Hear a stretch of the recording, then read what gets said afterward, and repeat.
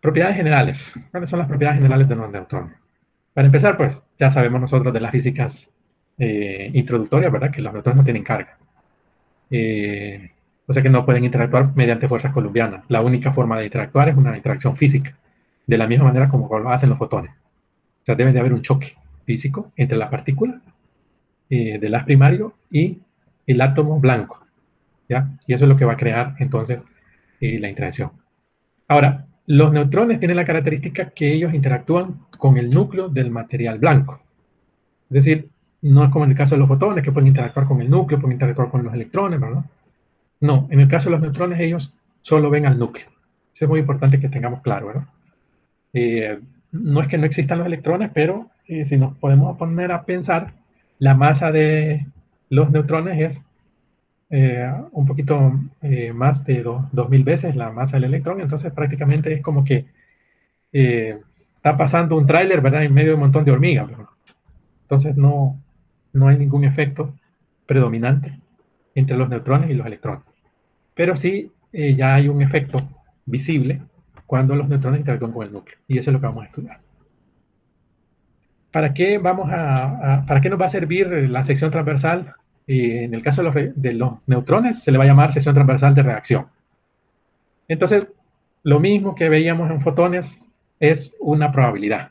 O sea, y la sección transversal de reacción en neutrones me va a medir la probabilidad que estos neutrones interactúen con el núcleo. Fácil.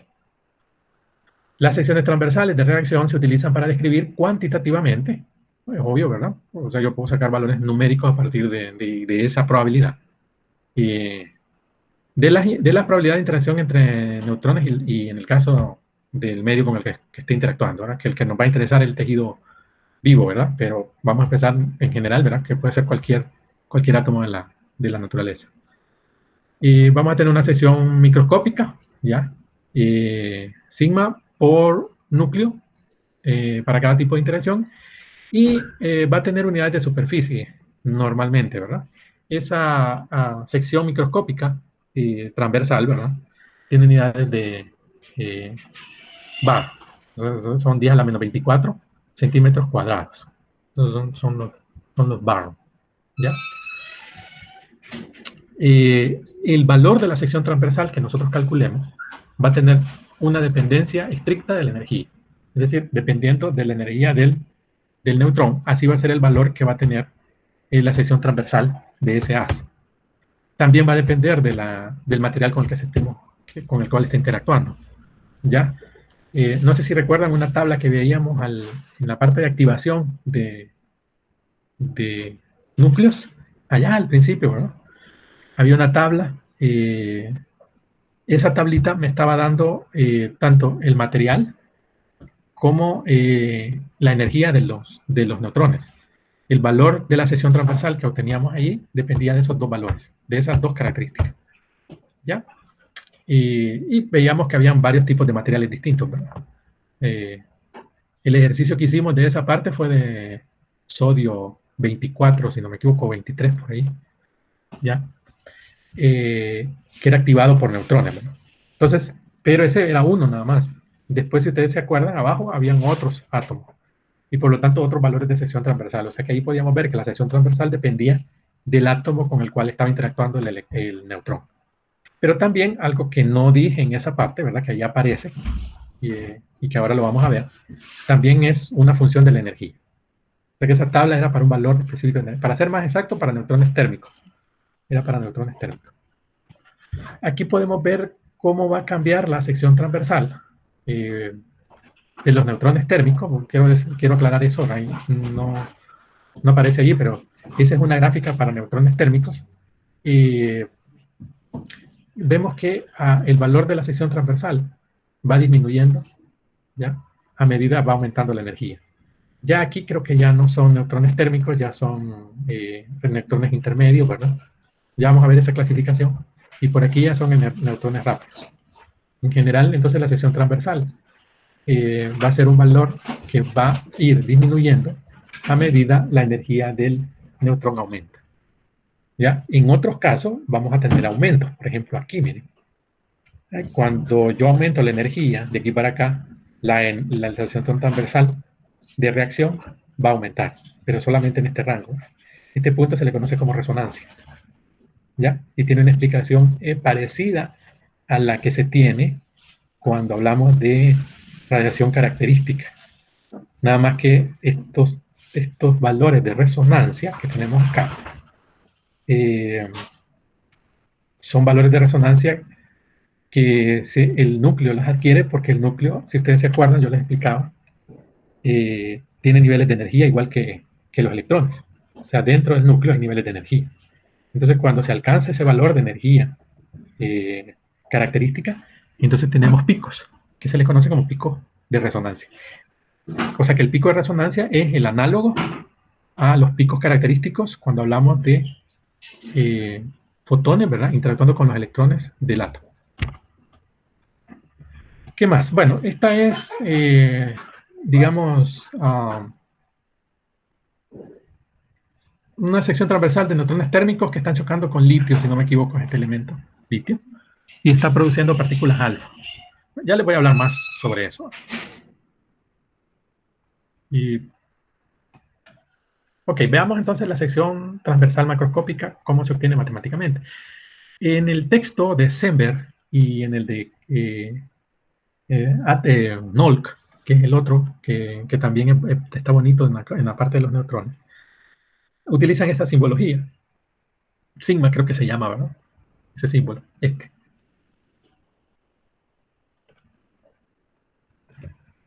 Están allí. Sí. Ok. Entonces, ¿cómo vamos a calcular la sección transversal macroscópica? Vamos a multiplicar n por sigma. Acuérdense que sigma es la sección transversal microscópica. Que este es el equivalente al concepto que nosotros teníamos, ¿verdad? De la sección transversal de Compton, por ejemplo, o la sección transversal para efecto fotoeléctrico, o la sección transversal para producción de pares. Es la misma idea, por eso se le llama microscópica. Ahora, si yo lo multiplico por el número de núcleos por unidad de volumen, entonces lo que voy a obtener es la sección transversal macroscópica. O sea, no es una cosa así tan complicada, ya simplemente de saber que eso es así. Ok, entonces este producto es lo que se le conoce como sección transversal macroscópica. O sea, es la sección transversal, o si ustedes se acuerdan, la sección transversal, el origen de la sección transversal, el concepto origen de la sección transversal es el coeficiente de atenuación lineal, ¿verdad? Y realmente ese es el origen. Entonces, básicamente es un coeficiente de atenuación de neutrones multiplicado por el número de núcleos por unidad de volumen que vamos a tener presente en la muestra con la cual están interactuando los neutrones. Ok, nosotros podemos tener, ¿verdad? Dependiendo, ¿verdad? De la energía que tengan los neutrones, podemos tener dispersión o podemos tener absorción. Dentro de la dispersión podríamos tener dispersión elástica, o sea, es como la interacción de los fotones de manera elástica, o sea, Thomson, ¿verdad?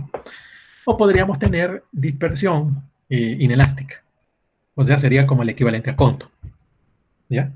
Y aparece una tercera allí, que le llaman dispersión no elástica.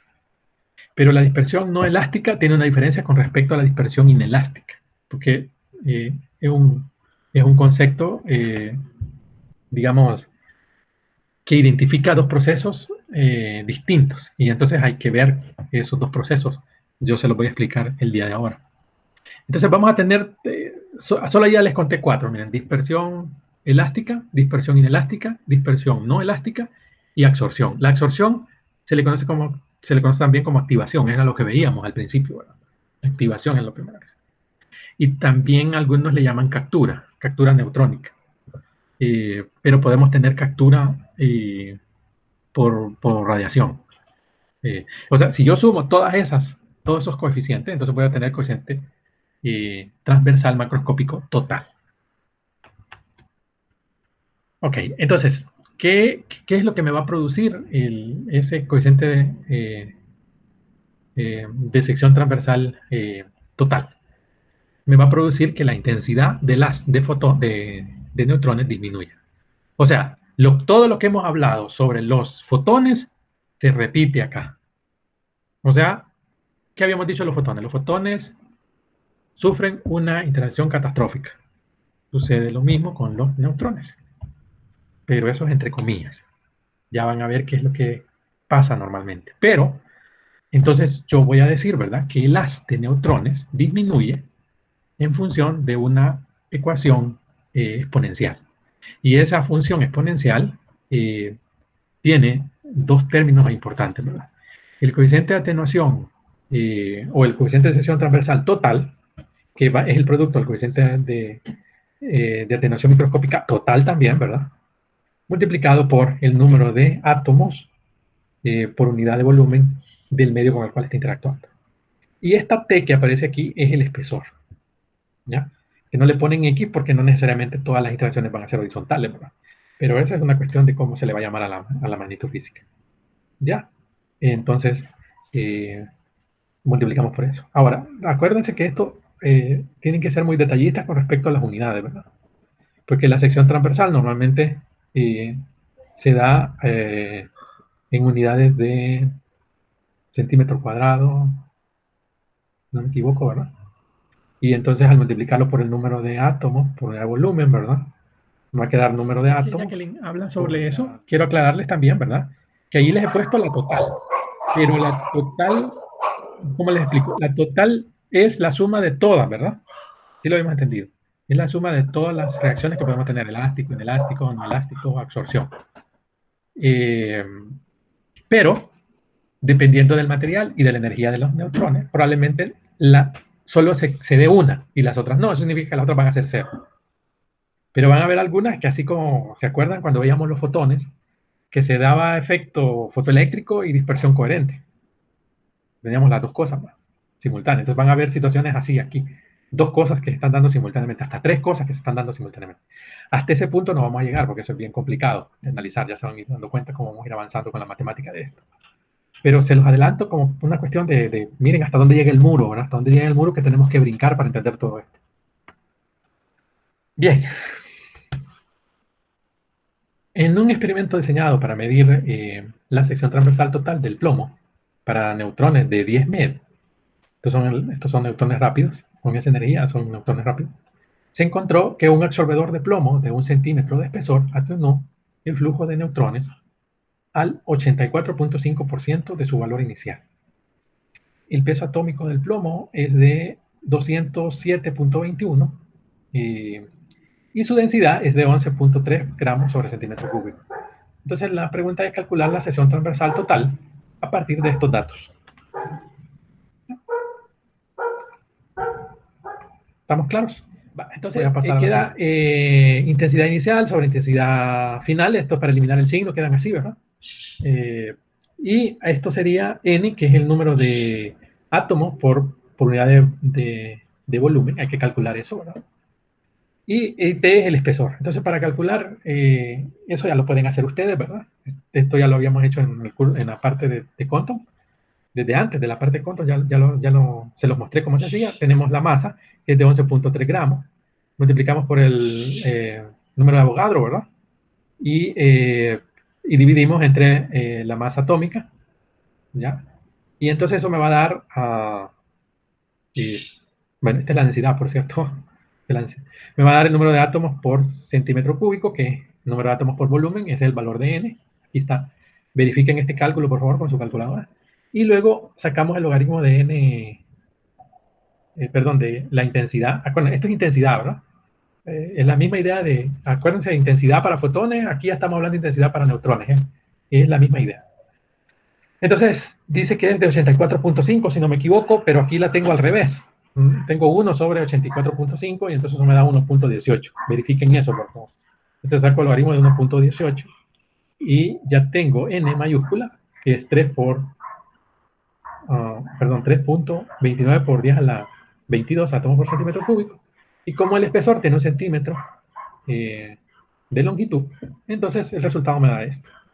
Un bar es 1 por 10 a la menos 24 centímetros cuadrados. Entonces, básicamente lo que yo estoy obteniendo aquí es la sección transversal en bar, 5.1 bar. ¿Se entendió?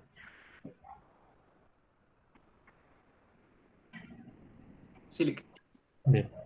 O sea que les pongo un ejercicio de esto, ya lo pueden hacer en el parcial, ¿verdad? Espero que sí. Luego, igual que en el caso de la, el coeficiente de atenuación lineal, ¿verdad?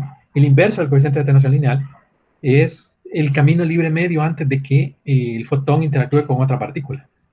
O mejor dicho, la distancia que va a recorrer el fotón antes de interactuar con una partícula. Entonces aquí lo mismo va a suceder.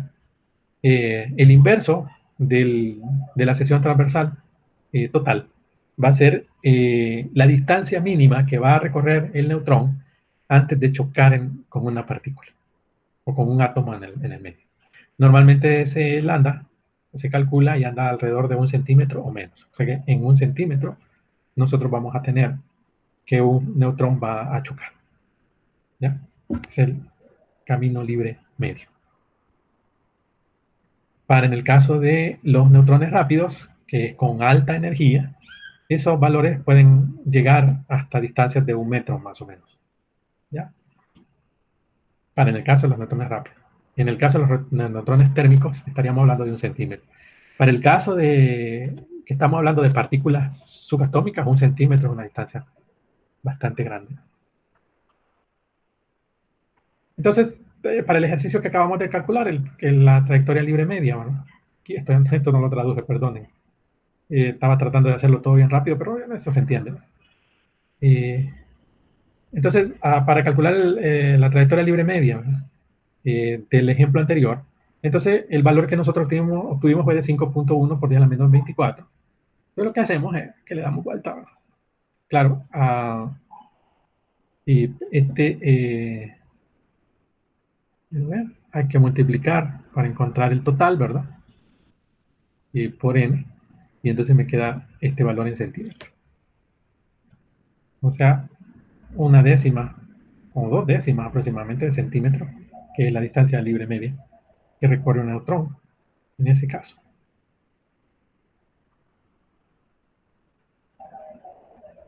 ¿De acuerdo?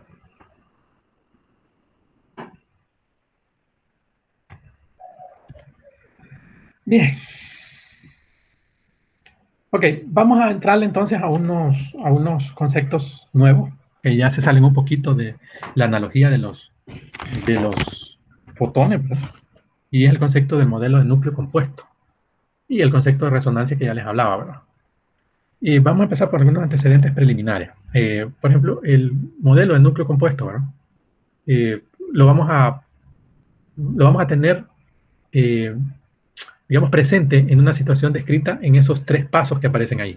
El primer paso, el núcleo, perdón, el neutrón incidente y el núcleo blanco, perdón, ahí era blanco, se fusionan. Es decir, yo tengo un neutrón que está viajando y que va a interactuar con el medio, y ese neutrón que interactúa, porque el neutrón se va a comportar igual que los fotones, o sea, que algunos van a interactuar y otros no. Entonces el neutrón que interactuó con el núcleo se va a fusionar con él. Luego, por sucesivas colisiones entre los nucleones dentro del núcleo del átomo, ¿verdad? Del sistema combinado, la energía de reacción se comparte entre todos los núcleos. O sea que voy a tener un nuevo núcleo, ¿ya? Por lo menos temporalmente, porque ya voy a tener más neutrones que los que tenía antes de que el neutrón interactuara con ese núcleo.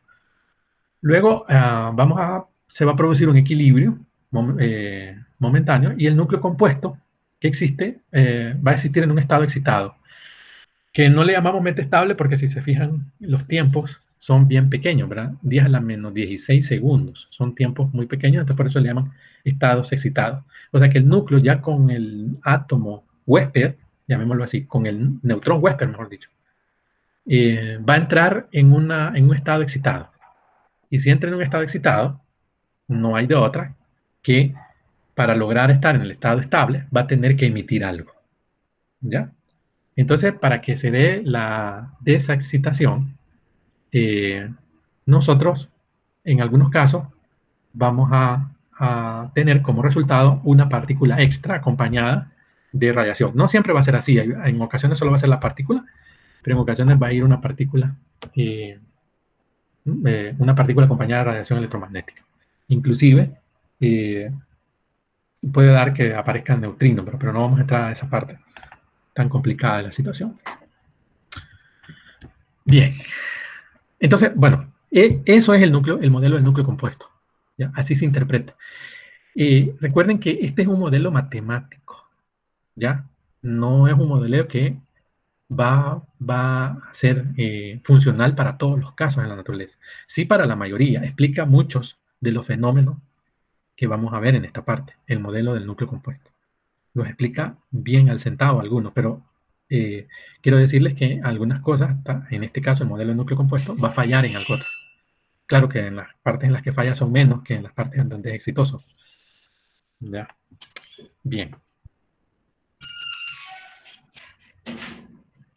Bueno, eh, si voy a tener como resultado, ¿verdad? Un, una desexcitación del núcleo, entonces se va a emitir una partícula. Ese núcleo, que ya venía siendo diferente desde que entró el neutrón al núcleo, ¿no?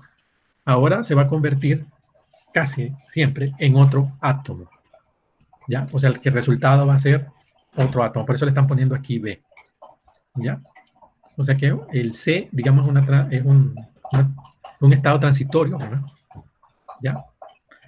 Pero lo que vamos a tener, que, digamos, en tiempos más largos va a ser el átomo A y el átomo B. ¿Ya? Esos son los que vamos a tener en tiempos más largos. El C es un estado transitorio, que va a tener este orden, más o menos, este orden de magnitud de tiempo.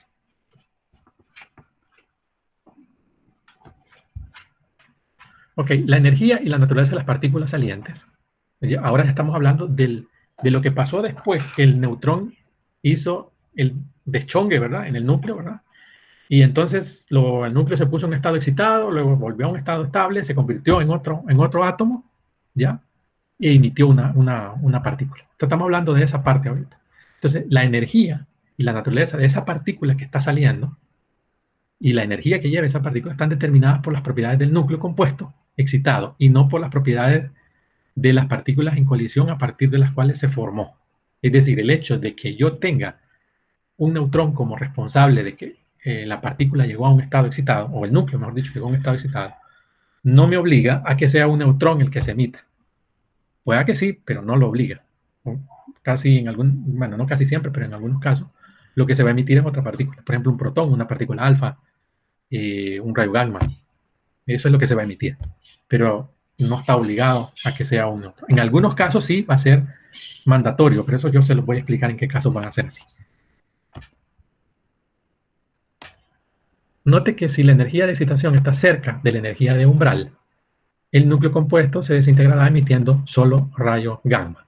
Esta es una característica que se determinó, ¿verdad?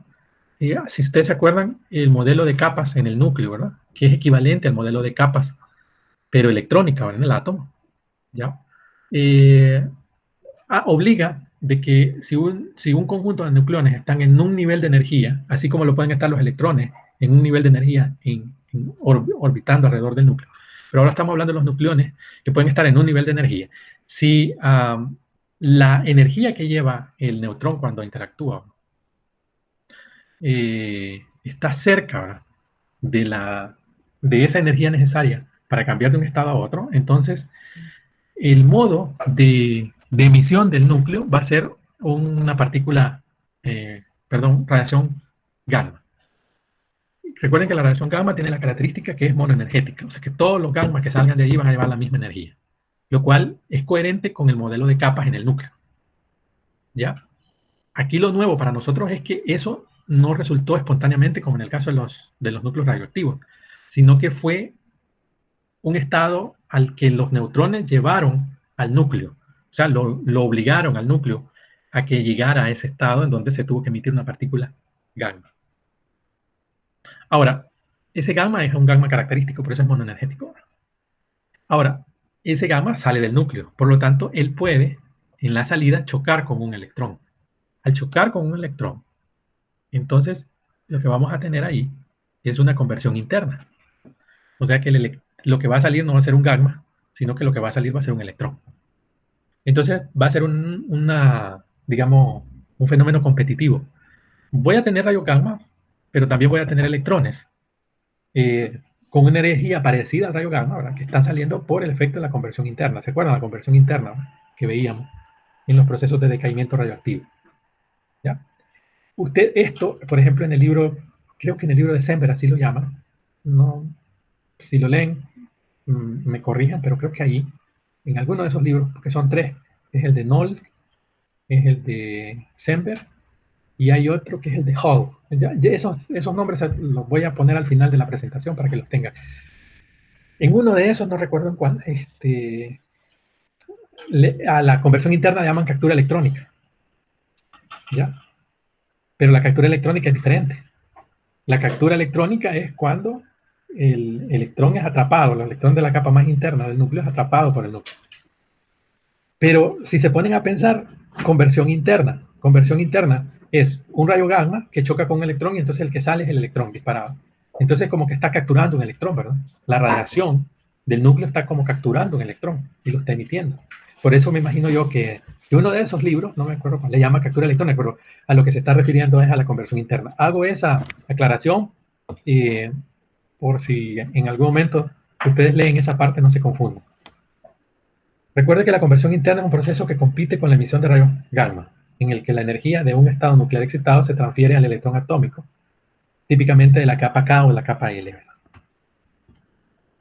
Ok, entonces, ¿qué vamos a entender por la resonancia? Allí es donde viene el fenómeno de la resonancia. El fenómeno de la resonancia es justamente ese estado excitado del núcleo. O sea, es como que sea radiación característica. O sea, si ustedes se acuerdan, los picos que se daban, por ejemplo, en el efecto fotoeléctrico, cuando nosotros tenemos un coeficiente de atenuación fotoeléctrica, ¿verdad? Que llegaba a ese valor del pico, teníamos un incremento en el coeficiente, ¿verdad? ¿Se acuerdan de eso? Eso se daba, pero a niveles de los niveles de energía del átomo, o sea, los niveles de energía del electrón. Entonces, la misma idea es para en el caso del núcleo. O sea que cuando los neutrones alcanzan valores alrededor de los valores característicos de las capas de energía en el núcleo, entonces tenemos un incremento en la sección transversal, al cual los autores le llaman resonancia. Allá le llamaban radiación característica, a esto le llaman resonancia. ¿Querés? ¿Puedes repetir eso último? ¿El qué? ¿Puedes repetir eso a lo que le llamaban resonancia? Es la radiación característica, o sea, es la misma radiación característica. La misma idea, lo único que en la radiación característica hablábamos de niveles de energía de los electrones, ¿verdad? ¿Verdad que sí? Pero en el caso del núcleo, estamos hablando de niveles de energía, pero en el núcleo. Entonces, cuando el neutrón alcanza una energía cinética parecida a esa energía eh, del nivel de energía nuclear, se da la resonancia. Ahí es donde se da la resonancia. Tengo un aumento de la sección transversal. Eso típicamente lo vamos a tener siempre a valores altos de energía. Va a ser bien difícil que en valores pequeños, creo que sí hay un ejemplo de un valor pequeño, pero casi siempre vamos a tener en valores altos de energía. Ahí está, mira. El pico se debe a la resonancia en el proceso de fusión. Recuerden que la fusión es unión, o sea, es la interacción del neutrón con el núcleo. Ok, bien. Bueno, aquí tengo una resonancia con valores bajos de energía, ¿no? Que es en el caso del, si no me equivoco, este es el plutonio, ¿no? No, o sí, no recuerdo. Sí, Philip. Sí, bueno. Entonces, si se fijan, el orden de magnitud de esta energía en el plutonio es de fracciones de Keith, ¿verdad? Esos son neutrones térmicos normalmente. Pero luego se vuelve a tener un montón, miren. Esto es un montón de picos en valores distintos de energía. O sea que aquí es como en el caso de los átomos, cuando los niveles de energía se van acercando, ¿verdad? Son parecidos. Entonces quedan casi todos traslapados, ¿no? Aquí. Pero representan valores de energía de excitación. La energía más alta, la sección transversal X puede tener picos grandes. Los picos son resonancia. Ocurren en energías de neutrones donde se mejoran las reacciones con los núcleos. En la resonancia lo que vamos a tener es la mejora en la sección transversal, o sea que va a aumentar la probabilidad, por lo tanto, la mejora se refiere a que voy a tener más neutrones chocando con el núcleo que los que tenía antes. Antes chocaban menos, ¿no? Pero cuando se llega al nivel de resonancia, empiezan a chocar más neutrones. Producirá una energía de resonancia si la energía de neutrones incidentes está cerca de la energía de excitación de neutrones. Ya lo dije. Okay, pasemos a la siguiente parte, que es la clasificación de los neutrones por la energía, ¿verdad? Y el tipo de material con el cual interactúa. Perdonen, no traduje eso, pero está claro, ¿verdad? Ahí se ve claro.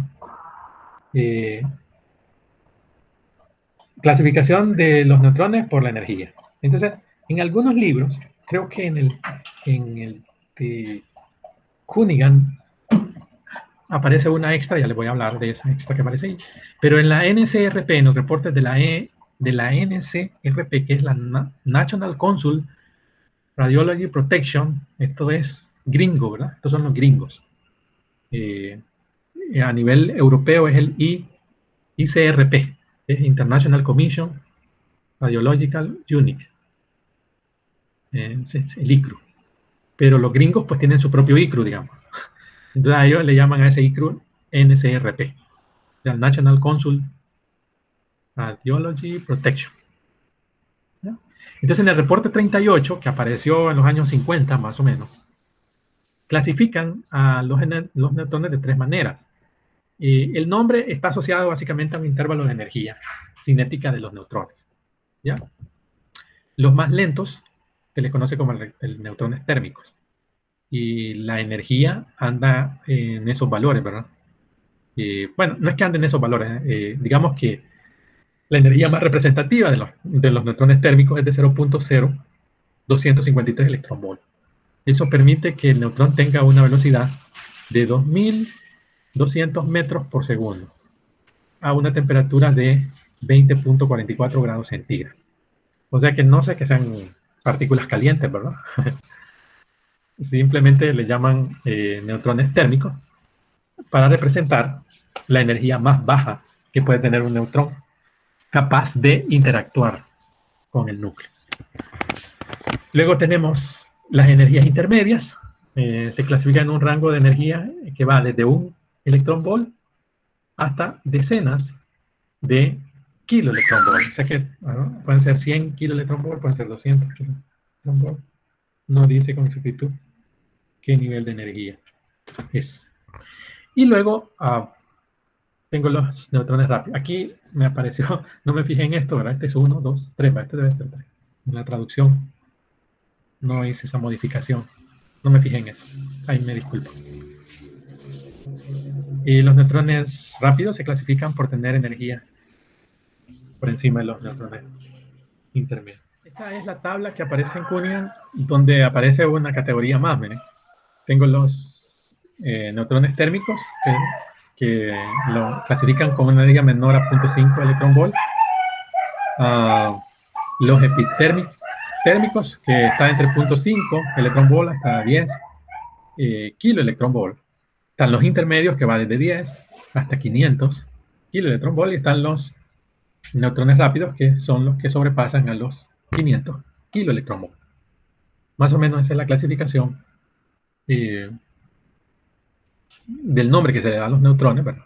En función de su energía. Entonces, cuando hablemos de neutrones térmicos, son los neutrones más lentos, tienen menos energía. Y bueno, cuando hablemos de neutrones rápidos, esos son los más rápidos. Y en algunos casos, el intermedio, ¿verdad? Digamos, aquí algo muy importante. Esto es una clasificación por energía. Pero realmente la clasificación no es por energía, sino por el efecto que produce.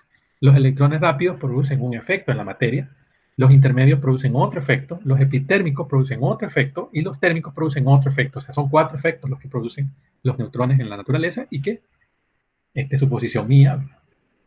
Por esa razón le llaman de manera distinta, ¿ya? Lo cual es su posición mía, pero tampoco es tan descabellada, ¿verdad? O sea, tiene lógica. Está en el sentido común de las cosas, ¿verdad?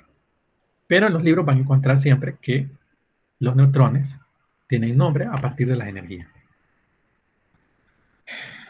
En el caso de la energía límite, ¿verdad? Ocurre para el cadmio, creo que es este, ¿verdad? Si no me equivoco, de cadmio.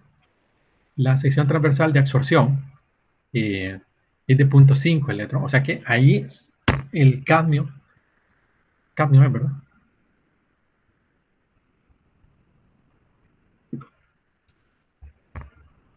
Sí, Sí, creo que sí. Sí, bueno. Entonces, el cambio al que me está diciendo el valor límite de la energía eh, para la cual yo voy a considerar electrones térmicos, ¿verdad? Encima de eso ya son epitérmicos y van a producir otro efecto. Entonces aquí ya casi me están descubriendo las cosas porque el efecto que me va a producir es la absorción. Los neutrones térmicos me producen absorción.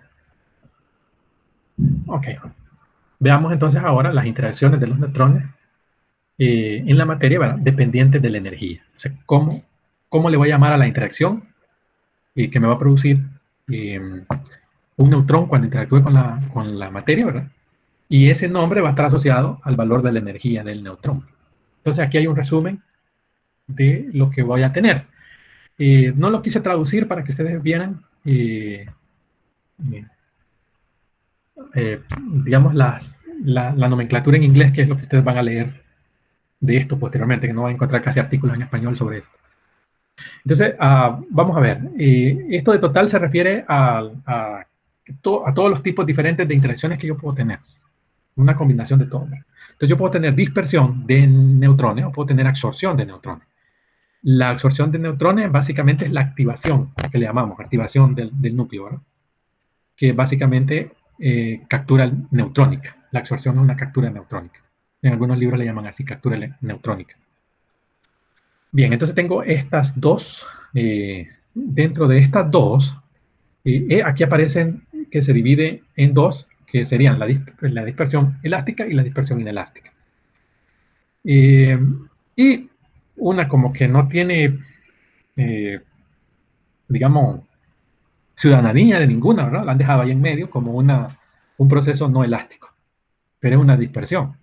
O sea, para mí debería de estar aquí, pero bueno, esto lo hizo una persona, ¿verdad? Con muchos más conocimientos de neutrones que yo, ¿verdad? Pero bueno, lo puso ahí, ¿verdad? Como algo que ni es absorción ni es dispersión, ¿verdad? Pero ya van a ver por qué le llaman, por qué lo ponen ahí, ¿verdad? Tal vez tiene relación con lo que se produce y cómo se produce. Ok, entonces tengo dentro de la dispersión elástica, dispersión inelástica, ¿ya? Y en la dispersión elástica llega un núcleo, perdón, llega un neutrón al núcleo, choca y se dispersa.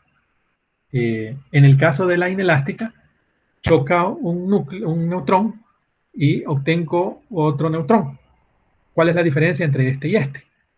Que este eh, neutrón, digamos que uh, aparece, digamos, como no referenciado que corresponda al mismo neutrón que entró.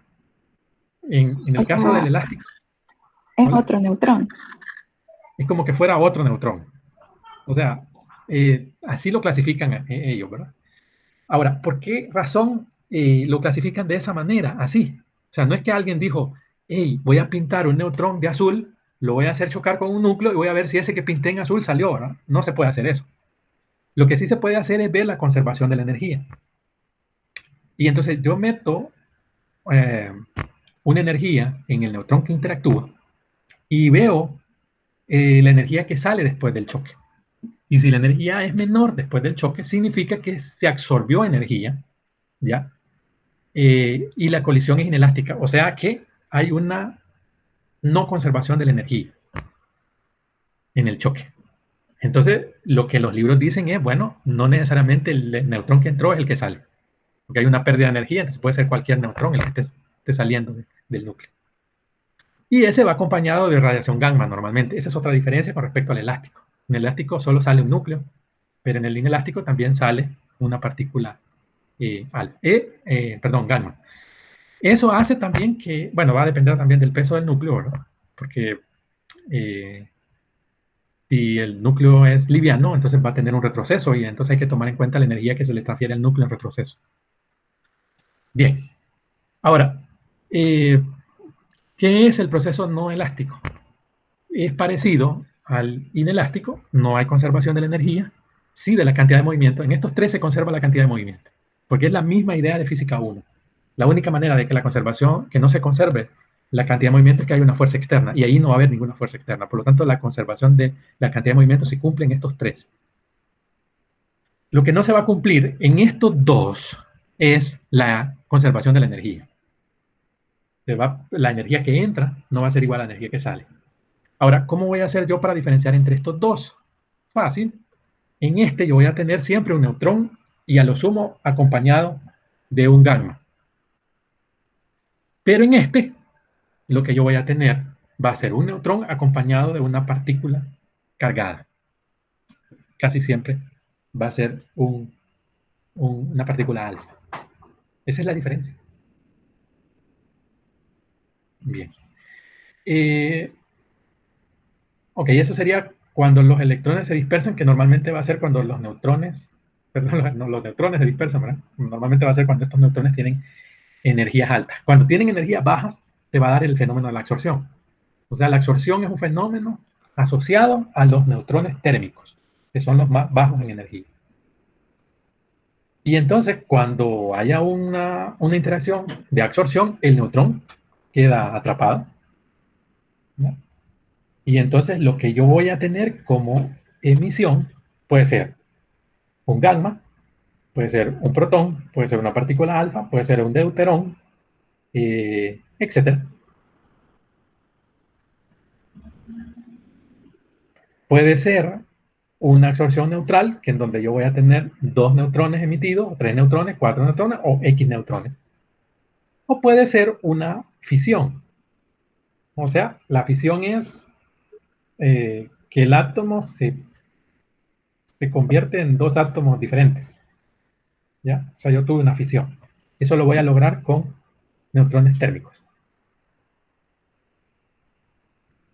Ok, todos los que están en azul siguen el modelo del núcleo compuesto.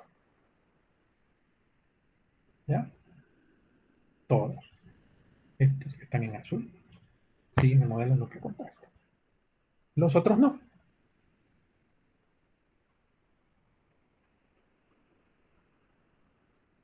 Bien.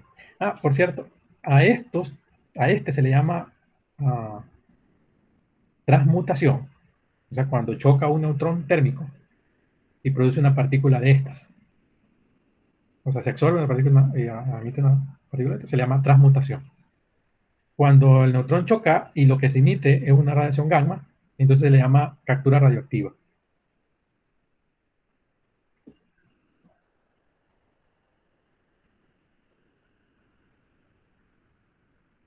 ¿Ya? ¿Qué más? Solo eso. Bien. Bueno, o sea que, en resumen, yo tengo dos cosas, dos fenómenos a los cuales debo de ponerle atención. Una es la dispersión. ¿En qué consiste la dispersión? Cuando el neutrón se dispersa de forma elástica o de forma inelástica con el núcleo. La velocidad de la elección del neutrón y del núcleo cambian. Sin embargo, el núcleo queda con la misma cantidad de protones y neutrones que antes de la interacción. Entonces, eso es una dispersión que puede ser elástica o puede ser inelástica. Y la diferencia va a ser en la partícula que se está emitiendo y la conservación de la energía. Esto que está aquí me está indicando, esta simbología me está indicando que el neutrón que entró fue el que salió. Y esta nomenclatura me está diciendo que el neutrón que entró no es el mismo neutrón que el que sale. ¿Ok? Cuando el neutrón es, digamos ahora, la otra clasificación que es la absorción. Cuando el neutrón es absorbido por el núcleo, se puede emitir una amplia gama de radiaciones o se puede inducir a la fisión. O sea, yo puedo tener diferentes partículas emitidas, ¿verdad?, en la absorción. Inclusive puedo tener un rompimiento del núcleo, un desdoblamiento del núcleo en otro núcleo. ¿Ya? En dos núcleos diferentes. Entonces eso se le conoce como fisión. Ahora, fíjense que cuando yo tengo dispersión, lo que estoy teniendo es una partícula neutral. ¿Ok? Pero cuando yo estoy teniendo absorción, lo que yo tengo es una partícula ionizante, que puede ser directamente ionizante, puede ser indirectamente ionizante. Esta es indirectamente ionizante, pero estas son directamente ionizantes. Este es un problema, porque estas me van a meter dosis extra a la partícula, al medio. ¿Ya? Y que un neutrón tenga una dispersión elástica, no significa que ese neutrón, bueno, ya te dispersaste elástica, apartate porque vos ya hiciste tu efecto, lo gastaste en el elástico y ya. No, ese neutrón que se dispersa inelásticamente, por ejemplo, puede llegar con una energía más pequeña y convertirse en un neutrón térmico. Y al convertirse en un neutrón térmico, la siguiente interacción que va a tener en ese medio va a ser absorción. Y si es absorción, pueda que emita cualquiera de estas partículas o estas inclusive, ¿no? ¿No? Entonces ahí vamos a tener un problema. Ok, las interacciones de los neutrones dependen de la energía. Ok, es más probable que los neutrones rápidos experimenten interacciones de dispersión con los núcleos de su entorno, es lo que yo les decía. La dispersión elástica es determinada para neutrones rápidos de menor energía. O sea, a lo que se está refiriendo ahí es que si yo tengo un rango al cual le llamo neutrones rápidos, entonces cuando los neutrones se les vaya acabando esa energía, o sea, estén en el límite inferior del rango, ¿no? O sea, la energía más baja de ese rango, entonces es más propenso que se dé una dispersión elástica. Se favorece la dispersión elástica. Pero si los neutrones están en el límite superior de la energía, del intervalo de electrones rápidos, el límite superior es infinito, ¿verdad? Entonces se va a favorecer la dispersión inelástica. ¿Ya?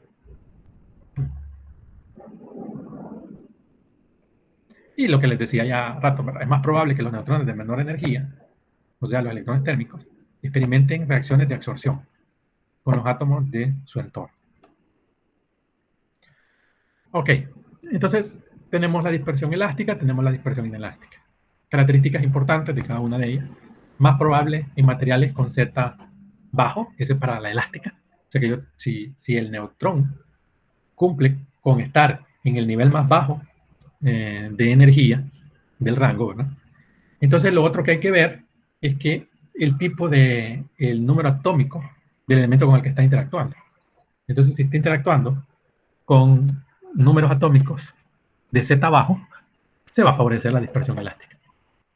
Más probable para energías más bajas, como les decía, la cantidad máxima de energía que se puede perder en función de la masa del núcleo blanco. O sea, esto es lo que ya no se observa como energía cinética posterior, ¿verdad? O sea, cuánta energía cinética posterior voy a tener de la que tenía inicialmente va a depender de la masa del núcleo blanco. Y va a tener secciones transversales más grandes, es lo que les decía cuando estemos cerca del pico de resonancia, para valores... perdón, no, olvídense de eso. Se habla más grande porque estoy aumentando, disminuyendo la energía. Entonces estoy disminuyendo la energía, la sección transversal aumenta. Si la energía aumenta, la sección transversal disminuye. A menos de que lleguemos al pico, ¿eh? En el pico se da lo inverso. Vale, ok. La dispersión inelástica. En la dispersión inelástica la energía cinética no se conserva, la cantidad de movimiento sí se conserva. Más probable para materiales con Z alto, o sea que se va a favorecer cuando el material con el que está interactuando sea un valor de Z alto. Energías altas, ¿verdad? O sea, electrones rápidos en el rango superior de energía. Se pueden perder grandes cantidades de energía en una colisión, ¿ya? Las secciones transversales son más pequeñas, es lo que les decía, a menos de que estemos en el punto de resonancia. ¿Ok? La dispersión elástica de los neutrones. Un neutrón choca con el núcleo y un neutrón sale. Es como que se haya dispersado el mismo neutrón. La dispersión elástica es la interacción más probable entre neutrones rápidos de menor energía y absorbedores de Z bajo. Eso es lo que les dije en la diapositiva anterior, ¿no? Las colisiones son tipo bola de billar, o sea, si se acuerdan, creo que por aquí hay una imagen, no. Son tipo bola de billar, ¿verdad? Tengo una bola aquí, choca con la otra y se dan eso que veíamos en física 1, básicamente. Choques en dos dimensiones, ¿verdad?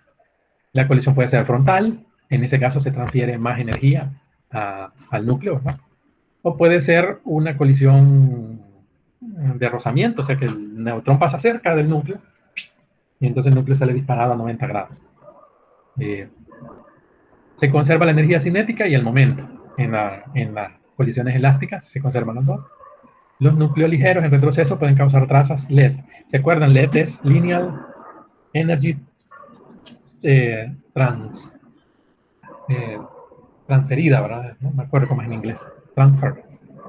Es energía lineal transferida. Y eso se refiere a la energía que el medio absorba. Entonces, si nos ponemos a pensar en el caso de un choque frontal, en donde la energía transferida es la máxima que yo puedo tener, entonces ese núcleo choca, ¿verdad? Ese núcleo no es un núcleo neutro, sino que está ionizado, ¿verdad? En el momento en que chocan los neutrones, los electrones, pues se les transfiere energía, ¿verdad? Durante la colisión, y entonces lo que voy a tener es un guión de, eh, del núcleo en retroceso. Entonces me va a producir una radiación, una dosis exagerada, porque los núcleos transfieren una gran cantidad de energía en pequeñas distancias. Entonces el LED es bien alto. ¿Ya? Eso el LED lo vamos a ver por presión radiológica. Cinemática de la colisión. Como hoy. Uy. Cinemática de la colisión. Voy a aligerar un poquito esto. Para neutrones entrantes, la conservación de la energía y el momento en el sistema de coordenadas del centro de masa da la siguiente reacción. Si yo considero, ¿verdad?, que estoy en el sistema de referencia del centro de masa, acuérdense que cuando yo tengo dos partículas, aunque esta esté en reposo y esta se esté moviendo, el centro de masa se va a ir moviendo también junto con la partícula. Entonces yo pongo el sistema de referencia en el centro de masa, entonces es como que la partícula que estaba en reposo se va moviendo hacia el centro de masa y la partícula que va a chocar se va moviendo hacia el centro de masa también. Obviamente no va a ser con la misma velocidad que la veríamos desde el laboratorio. Entonces lo que vamos a tener es más o menos esta representación esquemática de una colisión de dos partículas vistas desde el sistema de referencia del centro de masa. Ahora, si la queremos ver de laboratorio, la vamos a ver así como la veíamos en física 1, ¿no? Que viene la partícula incidente, choca, se dispersa, ¿ya? Y el neutrón en retroceso sale en esta dirección, ¿verdad? Este es el ángulo, θ representa el ángulo de la dirección del núcleo en retroceso. ¿Sí? O sea que phi sería la dirección del neutrón dispersado, lo mismo que pasaba con el efecto Compton, ¿verdad?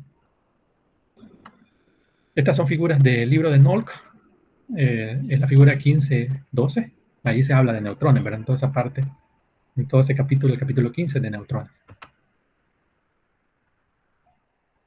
Esto es muy importante, ¿verdad? Aquí estamos asumiendo que los neutrones no tienen energía relativistas. Porque si tuviesen energía relativista, entonces estas ecuaciones son más complicadas todavía. Entonces aquí están las representaciones de cada uno de los términos que aparecían en la gráfica anterior, ¿verdad? A es la masa del núcleo blanco, SUN es la energía cinética de los neutrones entrantes, SUR es la energía cinética del núcleo en retroceso, teta mayúscula le llaman a esto, ¿no? Yo le había dicho phi, ¿verdad? Pero teta mayúscula. Ángulo de dispersión del neutrón en retroceso, así le llaman, no se vayan a confundir, le llaman neutrón en retroceso, aunque eso del neutrón en retroceso podría darse si nosotros asumimos que el neutrón que sale es otro, ¿verdad? Entonces algunos libros dicen que es otro, otros libros dicen que no, que es el mismo. Entonces, esto no me fijé, no debería de ir aquí porque los va a confundir un poquito más, pero táchenlo si quieren, ¿verdad? No es necesario. Dispersión del neutrón en el sistema de coordenadas del centro de masa, así debería de decir. El ángulo de dispersión del núcleo, θ sería el ángulo de dispersión del núcleo en retroceso del sistema de coordenadas. Eso es muy importante que lo recordemos. θ es el ángulo de dispersión del núcleo en retroceso. Entonces, miren, la ecuación para la energía del núcleo en retroceso, ¿ya? Es una función de la energía del neutrón, ¿verdad? Esta es la energía del neutrón, desde el núcleo en retroceso, ¿ya? Entonces, ya vamos a ver qué representan estas A. Bueno, no sé si es que aparecían las A. No, así va. La masa del núcleo blanco. Esta es la masa del núcleo blanco. ¿No? ¿Qué más? Bueno, coseno, y eso significa que yo voy a tener una distribución energética angular. Esto me va a indicar eso. O sea, la distribución energética del núcleo en retroceso va a depender del ángulo de dispersión del neutrón. Si nosotros consideramos, ¿quiero ver aquí? No. Si nosotros consideramos que el ángulo de dispersión, el ángulo de retroceso del núcleo, que es θ, es de 90, entonces el choque ha sido un choque rasante. El neutrón pasa rasante y el núcleo de retroceso sale en esta dirección, hacia abajo, casi a 90, ¿verdad? Por conservación de la cantidad de movimiento no va a ser exactamente 90, se va a aproximar a 90. Entonces eso hace que valga cero, todo ese término, y entonces la energía del núcleo de retroceso se va a tender a ser cero. ¿Ya? Por la conservación de la cantidad de movimiento no va a ser exactamente cero, sino que va a ser un número aproximadamente igual a cero, y por lo tanto la energía que yo voy a tener en el núcleo de retroceso va a ser bien pequeña cuando eso suceda. Entonces casi ninguna energía va a irse al núcleo en retroceso, independientemente de la masa del núcleo blanco. O sea, el A que aparece aquí no me importa. Me importa más que todo el choque, cómo se da el choque entre el núcleo y el neutrón, ¿verdad? ¿Ok? Si el choque es frontal, ¿verdad? Eso significa que el núcleo en retroceso sale en la misma dirección que venía, por lo tanto θ vale 0.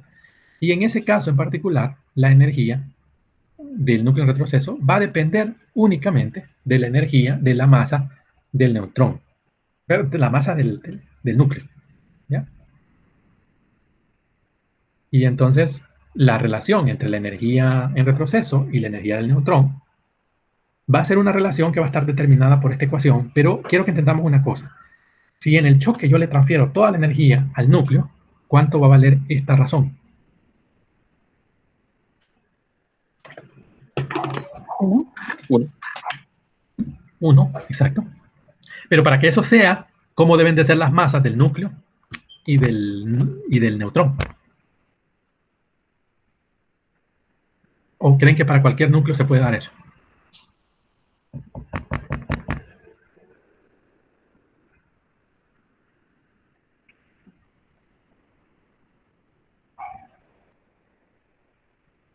Bueno, apúrense que entre más se tarden en contestarme, más tarde vamos a salir. Tendría que ser para núcleos muy pesados. Al revés, tiene que ser para núcleos casi iguales al del neutrón. Ah, sí. ¿Sí, verdad? Sí. ¿Por qué? ¿Por qué tienen que ser casi iguales? Bueno, acuérdense, las bolas de billar todas tienen la misma masa, ¿verdad? Cuando usted hace chocar una bola de billar con otra y esta se queda en reposo y la otra sale disparada, entonces toda la energía de esta se le entregó a la otra. Quiere decir que esta razón va a ser 1. Ahora veamos para qué situación se va a dar eso. Va a ser para cuando tengan la misma masa. Ok, entonces, vamos a suponer una cosa, que A vale 1. Si A vale 1, ¿cuánto vale esta razón? 4. 1. 1. 1. Para cualquier otra va a ser menor que 1. O sea, si vale 2, quiero ver. Sí, va. Si este vale 2, sería 4 por 2, 8, ¿verdad? Y si este vale 2, sería 3, 3 al cuadrado es 9, ¿va? 8 entre 9. O sea, ya no va a ser 1, ¿verdad? Pueden probar con más números, con 3, con 4, con 5, para que vayan viendo que esto, en vez de ser, cuando aumente A, en vez de ser igual a 1 o mayor que 1, se va a alejar más del 1 y se va a acercar más al 0. O sea que entre más grande sea la masa del núcleo, los choques frontales van a transferir menos energía al núcleo en retroceso. ¿Ok?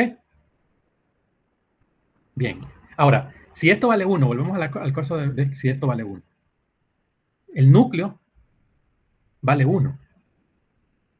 ¿Qué átomo tiene un A igual a 1? El hidrógeno. El hidrógeno. O sea que cuando el neutrón choque con el hidrógeno, ¿cuánto me va a dar eso? 1. ¿Lo ven?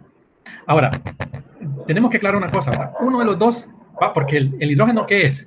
El hidrógeno es en el núcleo solo tiene un protón, ¿verdad? Y la masa del protón es igual a casi la del electrón, ¿verdad? Al del neutrón, ¿verdad? Entonces cuando chocan frontalmente, es como que estén chocando dos partículas con la misma masa. Por eso es que voy a tener un valor de 1 cuando los neutrones choquen con el hidrógeno. Resulta que el humano tiene alto contenido de hidrógeno. Quiere decir que cuando usted es el medio con el cual está interactuando el neutrón, sí va a dar un problema grave de absorción de energía, porque lo que va a ocurrir allí es que el neutrón va a chocar con sus abundantes átomos de hidrógeno en su cuerpo y toda la energía del neutrón se le va a transferir a ese hidrógeno. Y ese hidrógeno va a hacer destrozos de ionización en el medio.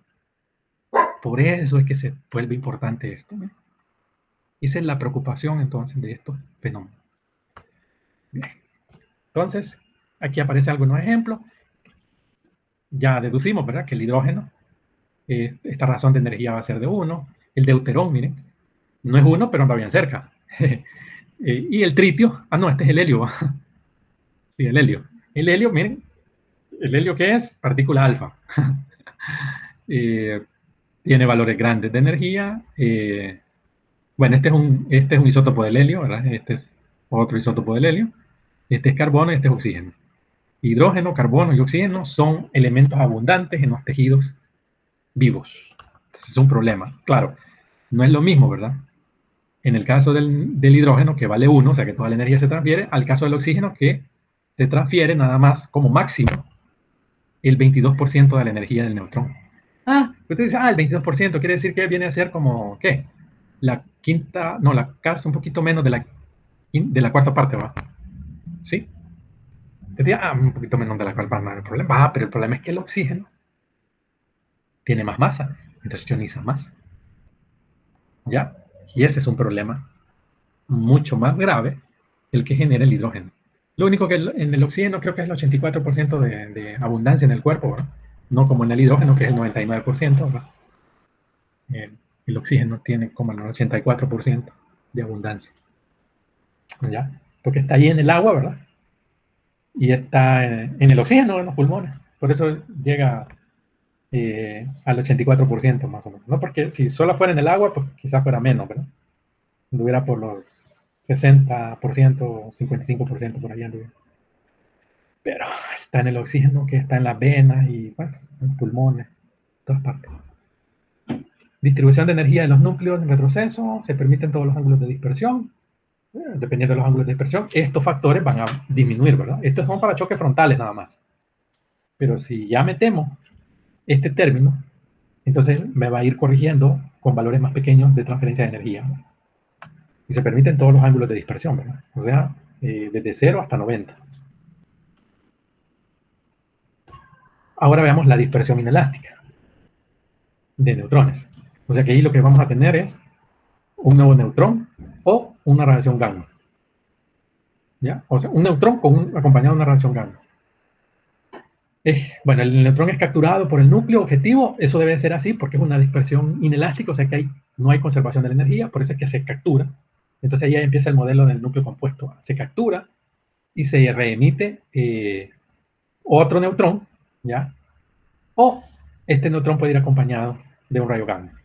La dispersión inelástica sigue del modelo del núcleo compuesto, el neutrón choca con el núcleo y se fusiona para formar un sistema combinado, el modelo del núcleo compuesto, ¿verdad? Mediante sucesivas colisiones de núcleo con núcleo dentro del sistema, ya habíamos hablado de esto combinado, la energía de reacción se comparte entre muchos electrones, finalmente se produce un equilibrio y el núcleo compuesto existe en un estado excitado que dura muy poco, es temporal, ¿verdad? Y la energía de excitación se emite como un fotón gamma, que puede tener una energía sustancial, porque ya son niveles de energía nucleares, no son atómicos, son nucleares, entonces ya son valores que andan en el orden de los medios, y entonces eso ya me produce ionización extra. Se emite un neutrón, no necesariamente el mismo neutrón entrante. Dispersión inelástica de neutrones. La dispersión inelástica, fenómeno de umbral infinito para H, no puede ocurrir en el elástico. Sin embargo, en el caso del oxígeno, tengo un umbral de 6 MED, y en el caso del uranio, tengo un umbral de 1 MED. ¿Okay? En el hidrógeno, pues todo el rango de energía de neutrones rápidos me va a producir una dispersión inelástica. Y entonces eso es un problema también, ¿verdad? Y si a eso le sumamos el hecho que tenemos mucho hidrógeno en el cuerpo, esto complica un poquito más las cosas. La sección transversal aumenta con el aumento de la energía.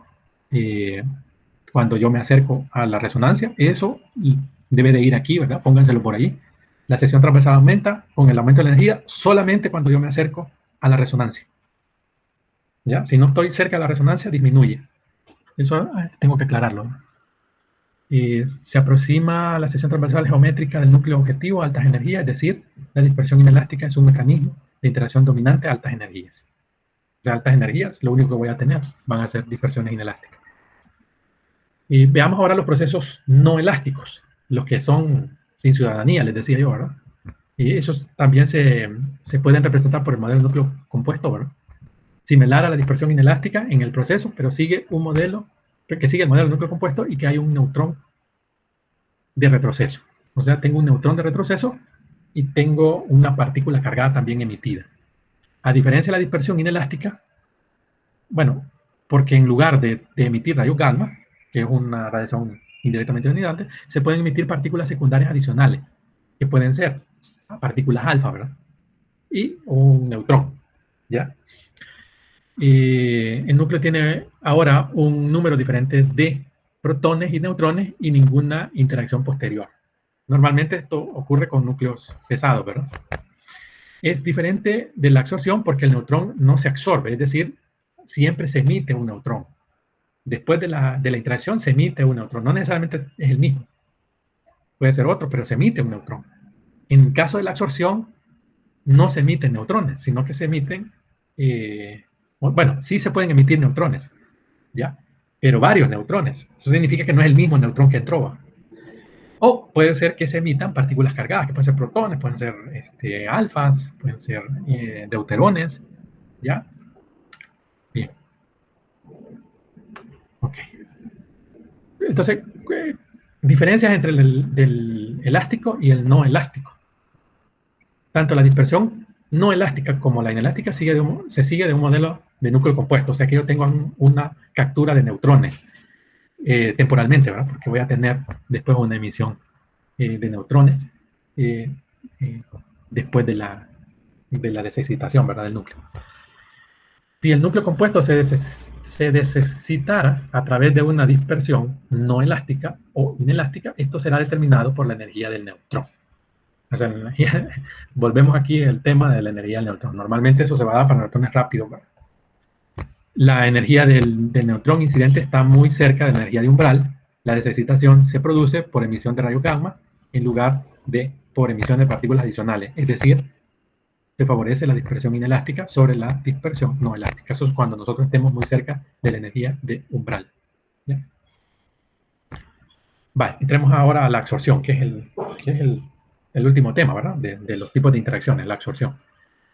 Es más probable que los neutrones de baja energía, o sea, los neutrones térmicos, o casi térmicos, son los epitérmicos, que aparecen ahí en Cunningham, ¿verdad? Como una definición extra. Esos son los que experimentan el fenómeno de las reacciones de absorción, o sea, que el neutrón se absorbe. En este rango de energía se ha encontrado que la sección transversal de absorción de muchos núcleos es inversamente proporcional a la raíz cuadrada de la energía del neutrón. Es decir, entre más pequeña sea la energía del neutrón, mayor va a ser la sección transversal de los neutrones en captura electrónica. Captura neutrónica, de la absorción. Y aparece ahí esa ecuación general, ¿verdad? Que me relaciona con la raíz cuadrada y me la relaciona con la velocidad. Esta es la velocidad del neutrón. Esta, la velocidad con la que choca el neutrón. Ahí aparece entonces una gráfica de la absorción neutrónica a través, representada, mejor dicho, por la sección transversal en bar. Entonces en bar. No, y entonces aquí está normalizada este valor, ¿verdad? Entonces va disminuyendo, fíjense, para valores bien bajos de energía es más grande y a medida va aumentando la energía del neutrón, pues la sección transversal disminuye. O sea que a mayor energía tengo menor sección transversal y a menor energía tengo mayor sección transversal. Esta es una figura sacada de Sember, que es el otro libro que les decía, capítulo 5, ¿no? Ahí aparece la parte de los neutrones.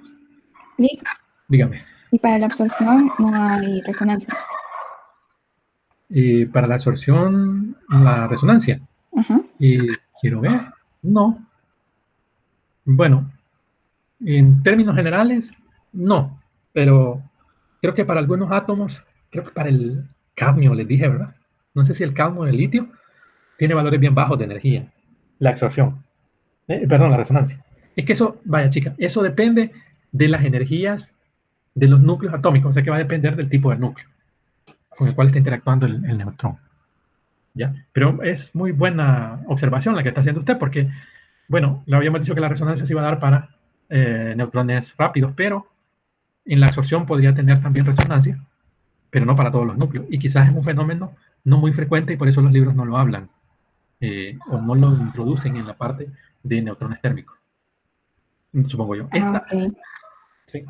Esta tabla que están viendo ustedes ahí ahorita es la tabla de Cunningham que está en la página 98, ¿ya? Que fue la que usamos en un ejercicio que yo les puse, creo que fue de corto, el que les puse, el corto 1, y les decía que teníamos un isótopo del sodio, en este caso el 23. Este isótopo es estable, pero por captura de neutrones yo lo convierto en un isótopo inestable, que es el sodio 24. Entonces el sodio 24, que ahora es un isótopo inestable, tiene una vida media de 15 horas, ¿ya? Y si no me equivoco, este se convierte, no me acuerdo en qué. Tiene que ser por emisión beta, si no me equivoco, el decaimiento del sodio. Beta o captura electrónica, no recuerdo con exactitud, pero por ahí anda la cosa. Bien, eso no es importante. Lo importante es que yo estoy creando un isótopo inestable a partir de un isótopo estable, emitiendo neutrones térmicos, en donde la sección transversal de esos neutrones térmicos es de 0.93 barn por átomo. Entonces, dice aquí en Cunningham, que no sé si aquí lo puso la muchacha, dice no dice el valor de energía para los neutrones térmicos, pero son valores bajos, ¿verdad? Y aparecen estos otros elementos, ¿verdad? Bien. Ok, la absorción, el fenómeno de la absorción, se le conoce también en otros libros como activación neutrónica. Esa sería la traducción de lo que aparece ahí, activación neutrónica. La activación de neutrones es la producción de un isótopo radioactivo por absorción de un neutrón. ¿Okay? Las reacciones de activación siguen las reacciones de absorción. ¿Ya? Bien. No aparece ahí, ¿verdad? El del sodio, ¿verdad? Sino que aparece el del nitrógeno, que tampoco está aquí. Tengo, ¿verdad?, la absorción del neutrón, se emite una partícula, un protón, ¿verdad? En el proceso de absorción se emite un protón, y lo que yo obtengo es un protón y el carbono 14, que es un isótopo radioactivo. Este también decae en beta, si no me equivoco, decae en beta o captura electrónica. Ahí lo pueden buscar ustedes si quieren, en qué decae el carbono 14. ¿Qué más? El boro, ¿verdad? Le estoy diciendo cómo se interpreta esto. Okay. Sigo, porque me falta. ¿Qué podemos decir de la activación? Si es buena o mala, ¿verdad? Los subproductos de la activación pueden tener una energía sustancial. ¿Ya? Imagínense en el caso del nitrógeno 14, ¿verdad? Tengo como subproducto un protón, entonces eso es malo. Que tenga un protón como subproducto es malo. Estos subproductos se pueden medir, o sea, esa es una ventaja, porque los neutrones son neutros. Entonces yo no puedo tener, digamos, una medición directa del flujo de neutrones, a menos de que yo sepa qué es lo que están haciendo en un medio conocido. Entonces, si yo pongo, en este caso, ¿verdad?, si yo le pongo al flujo de neutrones el nitrógeno, me va a producir un protón. Ese protón va a ionizar el medio. Y esa ionización yo la puedo medir. Entonces, ahí sí, yo puedo medir el flujo de neutrones a partir de lo que me están produciendo, las partículas cargadas que me están produciendo. ¿Ya? Eso lo vamos a ver en detectores, espero, ¿verdad? Porque son temas que están al final, y los temas al final, pues, los estamos viendo bien a la rápida. Y lo malo es eso, ¿verdad? Que representan una ionización exagerada en el medio. Si el medio es tejido humano, es grave eso. El tipo de interacción y la cantidad de dosis depositada en el cuerpo humano depende en gran medida de la energía neutrónica. O sea, si son neutrones rápidos, si son electrones intermedios, si son neutrones térmicos, ¿verdad? Y también del material absorbente. Ahora, los elementos presentes en el tejido son esos que aparecen ahí en morado: hidrógeno, carbono, nitrógeno y oxígeno. A eso es que se le tiene que poner vital importancia en la parte de física médica de la interacción de los neutrones, a esos 4 elementos. Los neutrones se ionizan indirectamente, es decir, producen ionización indirecta, igual que los fotones, y dan lugar a partículas densamente ionizantes, o sea, con valores altos de LED. Los productos pueden ser protones en retroceso, altos LED, partículas alfa, altos LED, fragmentos nucleares, altos LED, todo es LED alto, o sea, todo va a ser un desastre. En el caso de los neutrones, todo va a ser un desastre cuando entren en tejido humano. Desastre si yo tengo tejido sano. Si tengo tejido cancerígeno, es bueno, porque yo necesito eliminar ese tejido cancerígeno, ¿no? Vamos a hacer partículas cargadas, 3 partículas alfa, 4 partículas alfa. Estas partículas alfa depositan dosis en el tejido, grave, porque las alfa son altamente ionizantes. Este es el esquema que estaba descrito anteriormente. Este es el esquema, carbono, oxígeno, ¿verdad? Tengo un neutrón que entra al átomo, al núcleo del oxígeno, y el resultado son 3 partículas alfa. O el oxígeno, el resultado son 4 partículas alfa. Esta figura está en el libro de Hall, capítulo 1. Ese libro de Hall lo vamos a utilizar en protección radiológica. Ok. ¿Qué más? Los neutrones de energía intermedia interactúan principalmente con núcleos de hidrógeno a través de la dispersión elástica. Los mecanismos dominantes de transferencia de energía en tejido blando aquí aparece, ¿verdad? El neutrón rápido choca con el hidrógeno, que es un núcleo, que es un protón, ¿verdad? El protón, que es el núcleo en retroceso, ¿verdad? Es prácticamente un protón ionizado. Entonces eso me va a producir destrozos de dosis en el tejido.